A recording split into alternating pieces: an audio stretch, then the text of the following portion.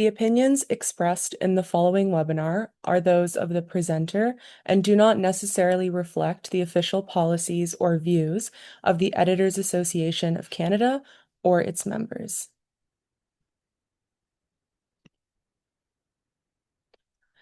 Editors Canada is on and is grateful to work on treaty lands and territory of the Indigenous people, the Inuit, the First Nations, and Métis of what we now call Canada. We are all treaty people and accept our responsibility to honor all our relations. We encourage you to learn more about the Indigenous cultures, Indigenous territories, and effects of colonization in your region. I would like to introduce Kristen Clark, our presenter today. Kristen is a US-based government editor and plain language professional. Since 2018, she has edited technical materials, audit reports, and strategic communications for local and federal government agencies. Before that, Kristen spent a decade in journalism, covering local, state, and federal government politics and public policy. She has a bachelor's degree in journalism and political science pre-law from Michigan State University, a plain language certificate from Simon Fraser University, and a copy editing certificate from UC San Diego Extended Studies. In 2023, she founded a part-time editing and plain language consulting business, Pristine Clarity LLC. She became a certified copy editor and certified stylistic editor in 2024 and also currently serves as an at-large board member for ACES, the Society for Editing. Also joining us are Saleh Waziruddin, the Editors Canada Chair of the Certification Steering Committee, and Aria Berzites, who serves on the Editors Canada National Executive Council and is a member of the Certification Steering Committee. Today, Kristen will give a brief presentation on From Preparation to Passing, One Editor's Success Story for the Editors Canada Certification Exams. First, Sally will share some brief points with us, and then we'll go to Kristen's presentation. Kristen, Sally, and Aria will all be available during a longer Q&A session. Please go ahead, Sally. Hi, I'm Saleh Waziruddin, Chair of the Certification Steering Committee, as Sarah said. I'm just going to go over a few brief points about the certification exams before handing it off to Kristen for the main event. Why should you get certified? There are some clients and employers who offer work only to certified editors. It's helped at least one editor with an in-house promotion and could help you bid for higher rate work. It's also a good way to validate your own skills after you've got a few years of experience. We started offering limited feedback last year to candidates who do not pass. Please remember, it's not enough to have been editing for 5 years, but in only one or two kinds of work. You do need to be familiar with the full range of the types of media and editing work. Please review the 7 most common reasons candidates don't pass, which are all from past experience, and the resources list. These are on the Editors Canada website, and the links will be emailed to you if they haven't already. Please try the practice exams in the exam preparation guide, though they are based on the old standard, and also the exercises in Edit Like a Pro.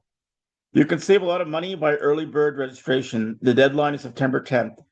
Registering early for both exams with a member discount almost covers the membership fee for the year. So that's another reason to join Editors Canada if you haven't already. Well, thank you, and over to Kristen. Thanks so much, Saleh. Let me share my screen here. Let's make sure I do the right one. There we go. All right, let me know if you have any issues seeing that, but otherwise we'll jump in. Thank you again for having me here today. I really appreciate it. I'm going to talk through a few topics before we spend most of our time on the Q&A. So we're going to start off with some of the basics of what you need to know heading into these exams, even if you're simply still deciding whether to take it. Then I'll talk a bit about my experience, my success story of why I decided to take the exams, how I prepared, what kind of lessons learned I took from that experience, and how I eventually succeeded in passing both those exams a couple years ago. Then we'll have plenty of time for Q&A for the rest of the hour. First, a quick disclaimer, because I can't guarantee that you will do well just by attending today. I appreciate you being here. I appreciate you wanting to learn, but it's important to know that this is meant to be an informational session only to set you up for success, but ultimately that success is in your own hands. So glean what you can from today. We want to help you heed the information that we offer today, but then it's on you to study hard, prepare, and do the best you can with the skills and knowledge you have if you do decide to sit for one or both of the exams this year. So a bit more about the Editors Canada certification exams in general. For those of you who aren't familiar, there are four exams that you can take. And if you pass all four, that's when you become a certified professional editor. So only two are offered every year in November. So this year it's copy editing and stylistic editing, which are the two exams that I took and passed. And next year will be the proofreading and structural editing exams. So each exam includes a section of questions like true and false, fill in the blank, matching, multiple choice, that kind of thing, followed by a passage that, in this case, you're going to be asked to edit. Each of the exams is about 3 hours long, and it's a pass-fail result. So editors, Canada recommends that you have at least 5 years of well-rounded experience, as Sally said, to ensure you have mastered the fundamentals and the skills needed to pass each of these exams. So for instance, say this year, if you're only taking the copy editing exam or you're only taking the stylistic exam, you should still be familiar with all the other types of editing as well to understand the distinctions between all of them. Now let's talk about whether certification is the right step for you. And to do this, I want to share my story. So I'm someone who constantly wants to grow and improve and build my skills. So when I started in government editing about 8 years ago, I brought over all my experience in journalism and my understanding of editing from that field. I wanted to cultivate a better understanding of professional editing and government writing for this next act of my career. So my first step with that was earning a plain language certificate through Simon Fraser's program. And then I obtained a copy editing certificate through the UC San Diego Extended Studies program, which I highly recommend. From there, I considered what's next? How else can I continue to grow and evolve and elevate not only my skills, but my resume too? And that's where the Editors Canada certification exams came on my radar. This certification exam is one of only a couple, I believe, in the world, and certainly the only one on this continent. And I wanted to take one, or I wanted to take on this challenge. If only most of all, just for my own self-confidence and self-assurance, to know and have that kind of tangible proof that I have mastered my skills. I do know this. This is my knowledge. This is my specialty. Professionally, as Sally said, you can use this to market yourself and enhance your credibility with both clients and peers, potential employers, and it's worth it. Now, there is a cost to taking the exams and buying all that prep material that they offer, and then maintaining the credential if you do pass. But I found that to be really a really worthy investment, especially for what I'm looking for out of my career. Whether certification is right for you is a personal choice. You need to weigh your experience, your preparation, um, uh, what you want out of your career, and whether you think this will add value, which for me, it did.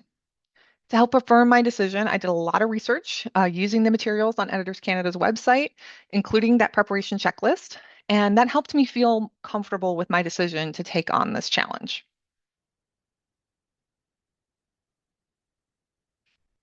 All right, so let's say you've made the choice to sit for the exams. How do you begin to prepare? Well, for me, Editors Canada's resources were a gold mine, so take advantage. First off, you want to familiarize yourself with the professional editorial standards, and not just the standards, again, of the exam you're sitting, but all of the standards. Again, part of that mastery of your skills and demonstration of excellence is understanding the different types of editing in addition to fundamental concepts. For instance, if you do as I did and take both the copy editing exam and the stylistic editing exam on the same day, you want to be extra careful to be in the right mindset for the exam at hand so you're not over editing. You don't want to be doing stylistic editing on a copy editing exam and vice versa. The professional standards are also really well written. So it really helped me clearly delineate the two and understand truly where the dividing lines are. I even took a copy of them and printed them off and had them on my desktop to guide me and keep me focused while I was taking the exams. Next, Sally mentioned as well the test preparation guides and the practice exams. Those are also incredibly helpful. They helped me feel more comfortable about what to expect on the different sections of the exam, what the range of questions were that might be asked, what kind of materials I might be asked to edit. And above all, it helped me understand how to pace myself for those 3 hours and where to divide my time and maybe give myself some time at the end to check my work. You'll also want to review various style manuals and reference guides and editing guides, whatever resources you can to familiarize yourself, not only with the fundamental concepts of editing, but the practical skills.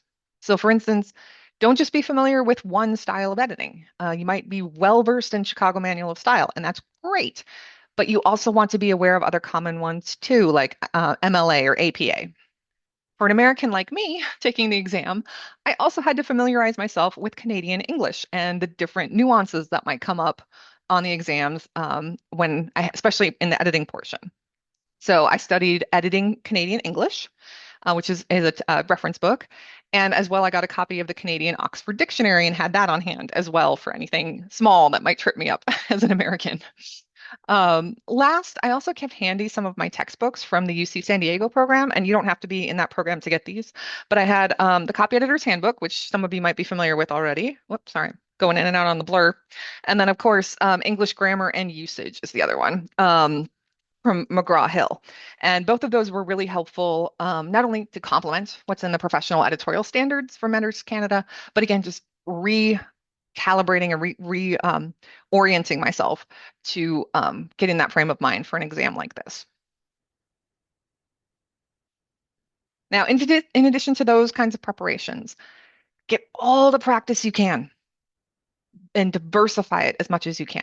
You want to familiarize yourself with the fundamentals of the standards, like the different stages and roles in an editorial process, considerations of law and audience, conscious language, different things like that. And again, that's where those kind of fundamental textbooks really come in handy for, again, diversifying your knowledge. So I'm in government editing. I don't know magazines or other kinds of publishing, but that kind of education and practice helped me round out where my skills and my experience I don't have. You also want to practice specialized tasks. You might have to complete, again, across a range of media, print, digital, online. So practice formatting reference lists in different styles, writing editorial memos to clients, creating style sheets, and of course, when and when not to query the author. I'll say the UC San Diego program was especially helpful to me in getting me this practice long before I even considered these exams, because when I took the Editors Canada exams, I could draw on that knowledge and that kind of learned experience and apply it to the certification exam as well. So whether it's professionally or in academia, there are tons of ways to practice your skills. So as I kind of teed up, here's a roundup of the most helpful resources that contributed to my success. On Editors Canada's website, there's the Are You Ready discussion, and it really lays out very bluntly like some factors you should consider of whether you are professionally ready for these exams. Along with those, with a preparation checklist, and again, the test prep guides and the workbooks, all of that was so helpful to helping me not even take the exams, but also just decide to take the exams. It really helped me feel confident that I was at a stage of my career where I could at least have a good chance at passing the exams and give that challenge to myself. So read those standards, purchase the workbooks and the preparation guides. They are worth the money. They really will help familiarize you with what to expect on the exam day, and truly worth the investment to help you prepare. Now I'll share with you specifically the test preparation guides and the practice exams. Those are probably the most useful thing I had in preparing, again, to give me an idea of what the exam might actually look like. But I'll admit it was both a good and a bad. Stay with me. It was bad because when I first took them and graded myself, I didn't pass either of them, either this copy editing or stylistic. And that was a temporary blow to my confidence. I thought, what am I doing? Am I truly ready for this? This is going to be a lot harder than I thought. I thought I knew more than this, right? But then the more I considered it, the more I realized that these practice exams were actually a good learning opportunity for me because it checked me and my level of confidence in a good way. I used them as inspiration to study harder and not be complacent and expecting the exam to be potentially easier than I had anticipated. The practice exams motivated me to be better prepared and come to exam day with a more realistic expectation of what to expect. Because the exams are hard and they're meant to be hard. It's part of the purpose of kind of demonstrating your excellence. So don't be discouraged if you find the practice exams challenging or daunting. You're supposed to use that as motivation and not a detriment. So the day of the exam, a couple things to keep in mind before I go over the tips here is you're going to take the exam online in your local time zone, and you'll get emails from Editors Canada when your test is ready to download from a Google folder that's specific to you. And then that folder is locked down after 3 hours. So you want to mind your time. To make sure you're prepared, take care of yourself first. Your body is your temple, so to speak. Um, Sleep well the night before, eat, hydrate, make sure you are feeling as good as you possibly can on a test day. You want to create a calm environment for yourself to focus solely on the exam. Don't have any distractions, whether it's family members, kids, pets. Go in a quiet room so you can focus. Noise canceling headphones are a huge help for me, not only in my daily work, but on exam day, they were a lifesaver. Something to keep in mind is it's an open book exam. You can have your style manuals and reference aids and textbooks on your desk, on your computer, ready to go so you can consult them as you need to. So make it easier for yourself to work as efficiently as possible by having all of that set up before you download and start your exam. And then, as I mentioned, mind the clock. 3 hours feels like a long time, but it goes by fast. I can't remember exactly, but I'm pretty sure it was the copy editing exam that I got to a certain portion and I felt stuck. Like I was getting tripped up on what it was asking of me. I was overthinking the task. I was getting in my own head. I had to end up pausing where I was, finish the rest of the exam, and come back to revisit it with a clearer frame of mind. That made sure I had a time at least to get through all of the questions, which is obviously important. And then I had time to review my work with what time I had left. So again, those practice exams are great for giving yourself that run through to know how to pace yourself and mind the clock. The last thing you want to do is go over the time. So when you hit that deadline, pencils down, metaphorically, upload your completed exam, and then hope for the best. Trust that you did the best you could with the time you had. That's all you can control. Now, as you're taking the exam, though, make sure to read each question carefully and don't make assumptions based on what is or isn't there. Edit and answer to the question and nothing more. You want to think critically about both identifying what's wrong and on how you might fix it. As I recall, both of those elements are important in terms of how the test is scored. So that's part of showing your mastery of both technical knowledge and practical skills. And last, as I mentioned earlier, stay within the scope of your exam. Don't over edit. Don't start copy editing on the stylistic exam or vice versa. The exams are intended to ensure you understand that difference, and this is your chance to demonstrate that. Now, I'll admit, it was challenging to sit for two exams in one day. I'm lucky that I'm a person who's not necessarily daunted by tasks. By tests, I know some people are, and so two in one day might be way too much for you. Go at your own pace with what you can take on. I will say, even for my skills and I guess my exam approach, taking two in one day was a lot. I was drained by the end of it. So keep your own test taking skills in mind. But at the end of the day, I also felt really accomplished that I had just done it. No matter what the outcome would be, I gave that challenge to myself to see if I could do it. And I admit I'm very lucky and honored to have passed both those exams, especially in one day, let alone on my first try. So, but I want you to be realistic with yourself that that bar is very high and it's not going to happen for everyone. The exams are meant to be difficult, as I said.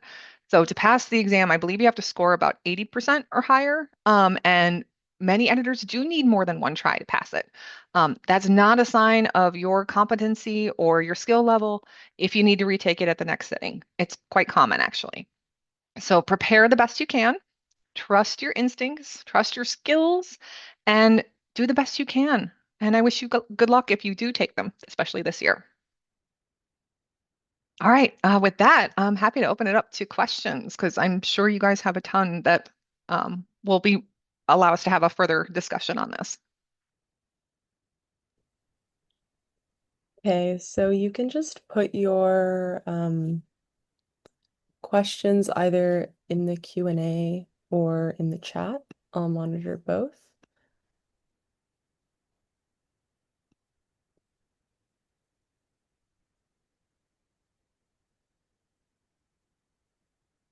We did have one earlier that I think I typed in the Q&A the answer about feedback. Yes, candidates who don't fail starting 2024, we do give limited feedback based on what the markers have said. So it's generalized feedback. It will include things like doing copy editing when you're supposed to be doing proofreading or things like that. So it's the feedback is meant to give you a clear idea of where you lost most of your marks. Okay, so the first question we've got is just Sarah says, what books are you referring to concerning Edit Like a Pro? So I think this might be best if I just send the link to the specific publications out with the recording. So I'm going to do that at the end, or more so in the next couple days when the recording's being emailed to you. The links to all the publications will be there as well. All right. Our next question is, can you Sorry if I pick, could just oh, speak on the sure. one point. It is a series. It's a publication series. It used to be called, I think, Mastering Professional Editing Standards. So the new name is Edit Like a Pro, and there's one for each type of exam. Sorry to interrupt, sir. No, no problem. We'll send links for all of them. Okay, so can you pick which style guide you use for the exam or per question, or does the exam specify which one you should use? I will say from my personal experience, no, you cannot pick because that's why I'm telling you to use or make sure you're familiar with all because I don't remember the specific context of the question, and it may very well have been that same memory of where I got tripped up and stuck. But I had to edit a piece or a reference list type thing, and it was not a reference list that I was familiar with, and not a style I was familiar with. And I was like, okay, I know enough to know that I don't know this. And I remember on the fly having to kind of come up and figure out and deduce, oh, this is this particular style. Let me edit it to that.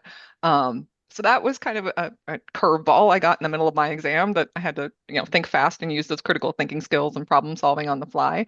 But you don't get to choose, with my blunt answer. But Sally, if you want to add. In this scenario question, you may get it won't say like, you know, CMOS 18 or MLA, but it may give you a style guide or some style rules to apply, and be sure to apply those. Also, if you make your own style guide in the scenario, depending on the question, make sure to apply that because we've had candidates who made a style guide and then they didn't apply their own style guide. But so it's not like you need to have memorized the differences between the guides, but there is going to be some kind of style guide question. So just make sure you're ready to apply those. Okay, thank you both. Our next question is, have you noticed a benefit from certification? I think because I haven't really used it specifically to get a new job or anything like that yet, because I happened to get the current job I had just a few months before I took the exams. So nothing tangible in that sense, other than just a huge boost in my confidence. Because especially with, in side note, with working with government auditors, they can be very particular and question the skills of communications analysts and editors and not trust them. And so that was part of my early motivation to try to get as much credentials as I could to basically show them I know what I'm talking about. I know what I'm doing.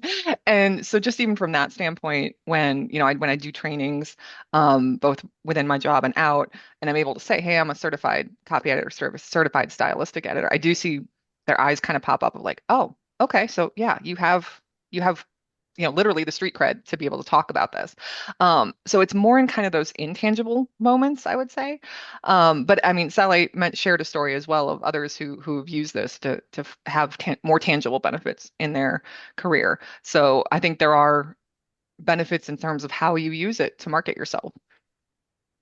Yeah, this is on the Editors Canada website, and there are a couple of provincial governments that will only give work to certified editors. And we know of at least one case where a person got a promotion just by being certified. But that doesn't necessarily mean that that applies to everybody. But there are some areas where it'll definitely give you a leg up. Hey, great. Thank you both. Is there a special retake time for those who don't pass, or do candidates have to wait 2 years to retake it? So there's no retake time. You can take it as often as you want. They're only offered each exam is only offered every other year because we just haven't had the resources to do more. But it is, this. I know this is a recorded webinar, but it is my hope that as we're streamlining the process, so eventually it is my hope that we'll be able to offer all four in the same year. But please don't quote me on that, even though this is recorded. Okay, great. Thank you. Is there a recommended order for taking the exams? Are some easier than others? If I could take a stab at that. No, I wouldn't do there's no recommended order. There is another exam called Fundamentals of Editing, which you can take anytime. It's on a rolling basis. And that tests the fundamentals, the first part of the standards. But just be conscious that, as Kristen said several times, that you're not doing one type of editing when you're being examined on the exams covering the other type, because it can in the real world actually cause problems because proofreading some often the last stage, and if you're doing copy editing and proofreading, it's so you could lose points for that. But no, you can take them in any order. Yeah, and I'll share that the reason I took copy editing and stylistic editing is just because those are the ones that were offered the year I started looking into this and made the decision to take them. So that it just was a matter of time for me. And the only reason I didn't take proofreading and structural editing this past year is because we moved that exact weekend, and so I didn't want to. I'm one of those people that just doesn't say no, and I put too much on myself. So this time I said no, and I'm like, I will wait 2 more years. So hopefully next year I will sit for those exams and see how well I do. But yeah, so it was just a matter of timing. And in terms of whether they're one's easier than another. Again, I can't speak to proofreading or structural editing because I haven't taken those. But with copy editing and stylistic editing, I would say they were both equally challenging, just in their own ways because they're different. They're very distinct. Types. And so making sure I was in the right frame. Okay, I think morning was probably copy editing. I think afternoon was stylistic. But just making sure I had that very clear and delineated in line with the standards. Um, they were both challenging. So But there's a question in the chat from an American. I'm not sure if you uh wanted to pull that up first. Yeah, I absolutely can go for that one. So I'm also an American, and for years I wondered if it made sense for me to take the exams. Did you wonder about that? Can you comment on being an American taking these exams? yeah, absolutely. And I think that's a great question, honestly. I did wonder because I was like, is this going to help me if I'm not in Canada? So for instance, Saleh mentioned some of the provinces requiring it. We don't have anything like that that I'm aware of here in the States where they would require some kind of certification. Um, and so it was like, okay, is it going to really benefit me or is this more for Canadians? But then I saw, I think on the website as I was reading about it, that you can be from any country and take it. Obviously, yes, it's in Canadian English, so there might be some those nuances, whether you're American, British, Australian, or some other English-speaking country where you have your own kind of dialects and spelling. So you got to be aware of that. But I think it's kind of cool for me to be able to say I'm an American and I'm certified as an editor because it's not as common here. I know I can't speak for ACEs, which is the Society for Editing here in the States, but we have Canadian members as well. Um, but I know like that's not something that we offer as a professional organization. I think it would be great if we did. But right now, Editors Canada is kind of the preeminent one on this continent that offers certification. And so if you're wanting to continue to elevate your skills, it's certainly something to consider. And I think I haven't seen a detriment from taking it. So if anything, it's just again giving me more credentials that I can advertise for myself.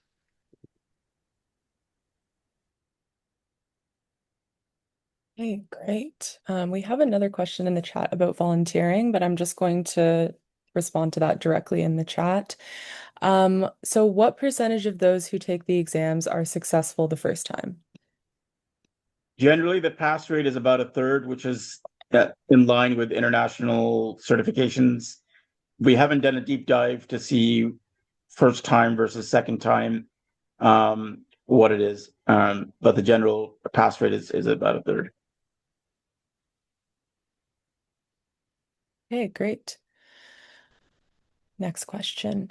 In my work, I tend to provide general editing, content, stylistic, copy editing, formatting, proofreading, structural, organizational editing. Are you penalized if you fixed inconsistencies in use of serial comma on the stylistic editing test, for example? You, uh, you could. Oh, sorry. Is that Arya who's put in that they would like to answer? Or no, I just saw it says editors kind of would like to answer. You could. I mean, depending on the exam and depending on the question, there are some questions where you could lose marks for, and in the real world, it could cause problems. So yes, definitely. But even if you don't lose marks, you lose time by doing edits that are outside of what you're going to get marks for. So for all those reasons, I would be conscious of that, as Kristen pointed out multiple times as well. And I will say that's where the kind of the career practice and even the academic practice goes a long way to preparing you for that, to really delineate your mind, in addition to how the standards themselves delineate it. Because for instance, with the UC San Diego program I took, that one I thought was very beneficial, even just kind of as a refresher of why I know the things I know. So for instance, that starts off with a grammar lab. I know grammar, but now I can articulate it better because I took that course and it reminded me, oh, this is why that is the way it is. And that one, that certificate kind of does a progression of light, medium, and heavy copy editing. And essentially, the heavy copy editing is very similar to structural editing at that point, at least in terms of how their frame or their curriculum is framed. And that one especially helped me better delineate of, okay, when somebody says a light copy edit, this is what light means. This is what medium means. And again, in the course of that curriculum. So in this case, for the standards, it helped prepare me for, okay, what is proofreading versus copy editing versus stylistic versus structural, so that I don't over edit and I stay within the scope of the exam. Okay, great. Thank you so much. Sorry if I missed this earlier, but roughly how long would you recommend spending on focused preparation before writing the exam? How far in advance did you start studying? You're right, I did not mention that. So that's a good question. I feel like I registered for the exams about this time, so probably in July, because I wanted to hit that early bird deadline and save that money where I could. And I feel like from there, I probably put in at least a couple hours a week in advance. But again, I take tests differently and more easily than a lot of other people might. So I would say trust in your own abilities. Think back to when the last time you took an intense exam, what you needed to prepare. Some people might need to put in more hours than that and put in more practice than that. But I mean, for me, feel like 2 hours a week was kind of a benchmark. I set time aside on the weekends, and just kind of whether it was refreshing with the textbooks, whether it was doing the practice exams, and timing myself with those, or just different exercises I could find to brush up my skills. In addition to just my daily job was nice practice as well. Feedback we've gotten from other candidates have rarely have we had anybody say less than 3 months. So it definitely gets started early. Okay, thank you. Is it typical that two exams are scheduled on the same day, or have exams been spread out one day after the next? There's They're scheduled on the same day mainly because we don't have enough people to administer them on different days. And so yeah, right now they're always going to be on the same day, one morning, one afternoon, local to you. Hopefully, and again, I know this is recorded, but don't quote me. When we do four exams in the same year, it would be on a different weekend. Yeah, I will say they it's nice how they space it out, one in the morning, one in the afternoon, because it literally gave me kind of a mental and physical break between the two. Like I think there's an hour in between. And I was like, I left my home office and went downstairs, took a lot of deep breaths, got some more food in my system and more hydration and kind of psyched myself up for the second half of the day. Yeah, it also seems better out of the way in just the one day, and then you're good to go. Okay, great. Thank you. Um, is there a discounted price for members of other editing organizations? No, unfortunately, there isn't. Maybe there could be some kind of cross promotion worked out, but right now the only discounts are for early bird, for registering for both, and for being a member. Okay, perfect. Next question. So it sounds like the question doesn't tell you which style guide to use, but it's apparent from the question that a specific style is used, right? Generally won't tell you do this according to CMOS 18 or MLA, but the scenario is kind of like a real world scenario, and so they may say, apply these style rules that they'll give you. They won't say apply CMOS 14.8 or whatever, but just they'll give you the specific style rules. Great. Does it matter what order you take the exams in? I think we answered this, but if anybody has anything to add. Well, you don't have a choice. You take them in the order we give them to you. So it's one in the morning local to you and one in the afternoon local to you. Well, sorry, if you met on the same day. If you mean between the different years, no, it doesn't matter. You can take as you're ready for them. As you feel ready and prepared, you can take them in whichever years you want. Okay, great. Would you recommend taking a university or college course in the particular editing type before even considering taking the exam, or is that not always necessary? I don't think it's necessary per se, but I will say that it did help me just in the sense of, and not realizing that it would, but it did. Just to have kind of that focused learning more so than my on-the-job training. Again, to understand the different types of editing, really look at it more from an analytical and academic perspective. I thought it was helpful. But again, I'm sure there are others who have taken the exams and who don't have that experience. So, that's just my my success story there. The main advantage I'd say is it would give you knowledge about things you don't have experience with otherwise. But if you have like lots of experience anyway, of all different kinds, then maybe it wouldn't do anything for you. But if you don't have a lot of experience, then it would definitely be a good way to find out about things that you may not run across. Okay, great. Thank you. Have you had a client specifically ask you if you are certified, or has this been required for any jobs you've taken? Again, not for me personally, because again, in America, they don't ask for that for, for really any jobs that I'm aware of. Um, and so it also hasn't been required. The jobs I've taken, both in government editing, it's been about the type of experience you bring to the table and the years that you've been doing it, but not specifically certification. But again, that's America, and that's not Canada. So. If you already have a client, it might be unlikely that they'll ask, but certain, like I think Ontario and Nova Scotia, when they put their governments put out jobs, they will all pre-specify it's only for the only people qualified are people who are certified from Editors Canada. But it's not that common that a general client will ask you about that. Okay, great. How strong must your skills in MS Word be? If you are only a Google Docs user, are you at a disadvantage? I would say yes, and it is a problem because I mean we ask you to download the file and work on it locally because of problems between Word and Google Docs. Like if you opened it in on the Google Drive and opened it, converted it to a Google Doc, it'll give you problems. But yes, you need to be able to track changes and not any particularly fancy skills, but to make sure your comments stay anonymized. You do need to be familiar with Word, and if you use other programs like Open Office or Google Docs or things like that, you should use Word because they can cause what I call gremlins, like unexpected surprise errors. So just be familiar with Word.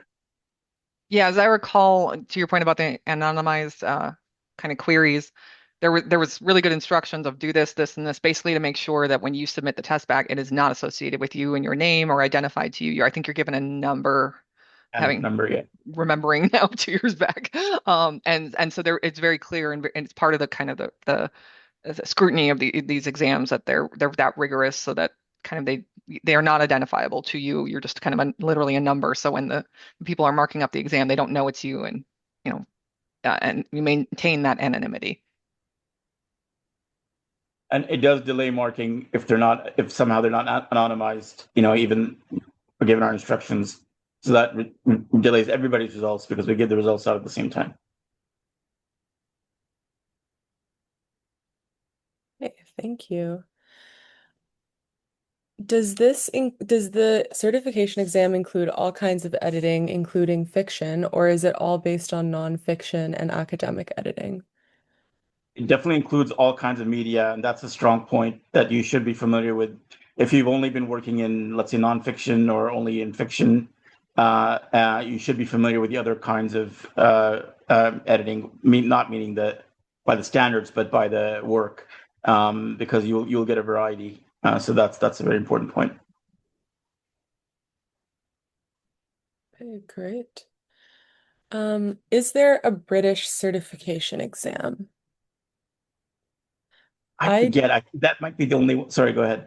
I think I just looked at the CIEP, which is their association, and it doesn't look like they offer one. But as far as I know, I don't know if there is, but That yeah, As Kristen mentioned, sorry, go ahead. I was gonna say I can't remember or not if they do, but that yeah, that is I mean that is Britain's kind of Yeah. preeminent editing organization. At the very least, I know they have a ton of training. So I don't know if they yeah, I don't know if they have certification per se. So Editors Canada might be the only one out there. So I think there are two in the world that offer it, and the other one I think is in the UK, but it's not the main oh, okay. association. But that I'm just going by memory. I could have it wrong, um, obviously. But yeah, yeah, you would have to do the research about that. Oh, we have somebody in the comments who said CIEP does accreditation, but not by exam. Accreditation is by application proving hours of experience, recent professional training, and references. Oh, that's great to know. Thank you for sharing that. good to know. Thanks for the correction. Also, somebody said there isn't a British certification currently. That's good to know. All right, just remembering it wrong. Interesting. Yeah, it also is just a unique style to have like copy editing, stylistic editing, like to be sort of certified by category as well. Okay. Um, Thank you everyone in the comments. What format platform are the online exams offered in? Is it in Word or PDF? And if it's in PDF, do you need to be able to use editing stamps? So except for proofreading, the other exams are the three exams are in Word. Proofreading is in a PDF, and you don't need the pro tools. You can use the free tools, but you do need to know how to annotate in the PDF. Once in a while, we get questions from candidates who don't know that or who don't know about that. It's not difficult, but yeah, so you do need to know your way around the. You can use the pro tools, but you don't need to. But you need to know how to use some kind of PDF editor that you have access to, and the other tests are just in Microsoft Word. Okay, great. Thank you. How many pages are the exams? I don't know the page length, but it's about like the scenario. The passage is usually like a page or half a page, and then there's maybe a couple of pages of questions on that, and then the multiple choice ones there's I think it's about 20. So I don't know the page length, but about 20 of them. And multiple choice ones of different kinds, there's matching and things like that. Hey, thank you. Once certified, what are the requirements for maintaining your credentials? So there is a credential maintenance required, and the editor's kind of website has a table of how many points you get for different activities. By the way, Test Edit Like a Pro is coming out with the new publications. So if you volunteer to do, if you're certified and you volunteer to work on the exercises, that you get a lot of points for that. But you do, and there is the office staff does maintain, and you can lose your certification if you don't maintain your credentials with the points and the different things that you can do. Yeah, that was an exercise I did, I don't know, a month or so ago. I was like, all right, I need to make sure I'm maintaining and I need to pay the fee and all of that. And I was like, and looking at the professional development points, and I was like, oh, I might have, I mean, granted, they have to score some of these.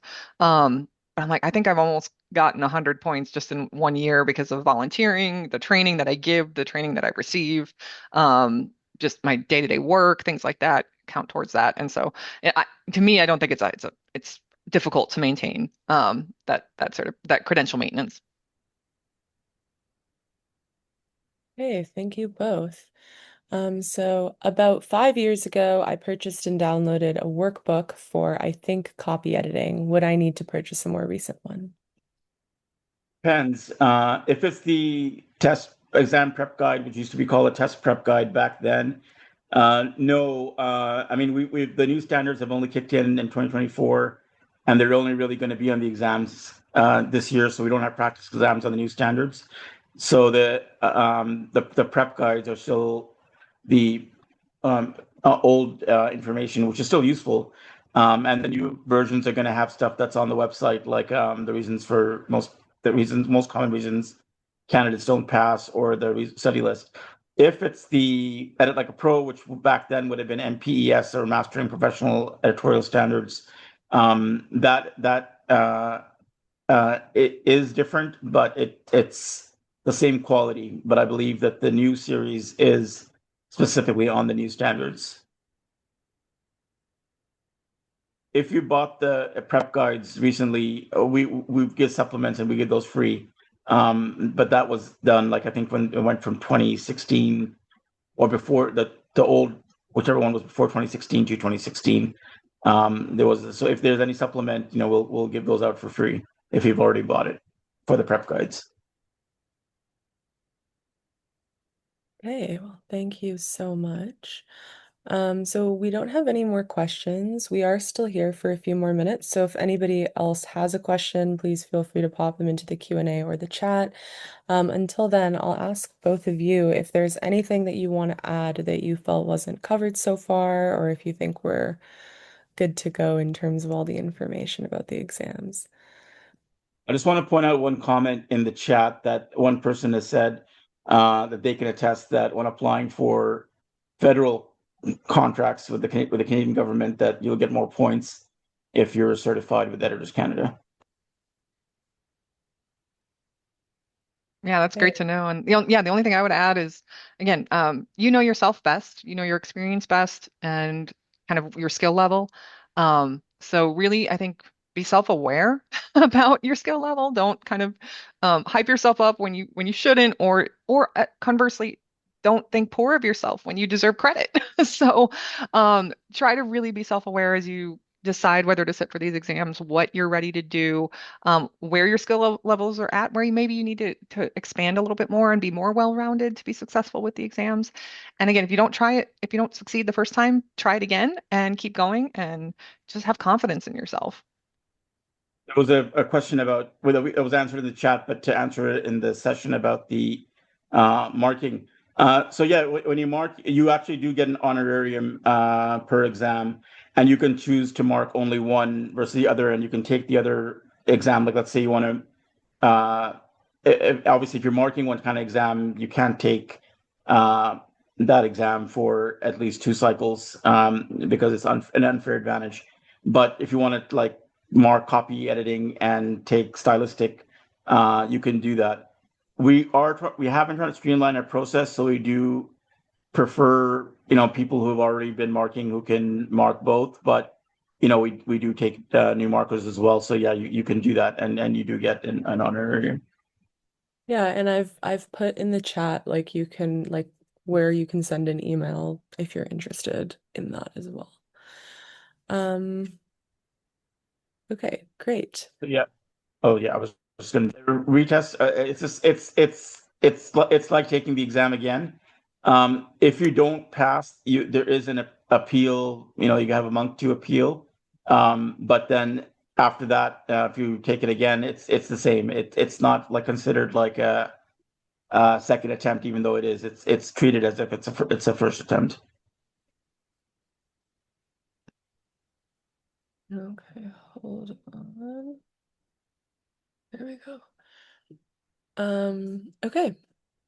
Perfect. Well, then, before we go, the only other thing I'm going to mention is that Early Bird does close sometime in the next month and a bit. So I would September 10th. strongly Yeah. encourage, yeah, everybody who would like to register as soon as possible.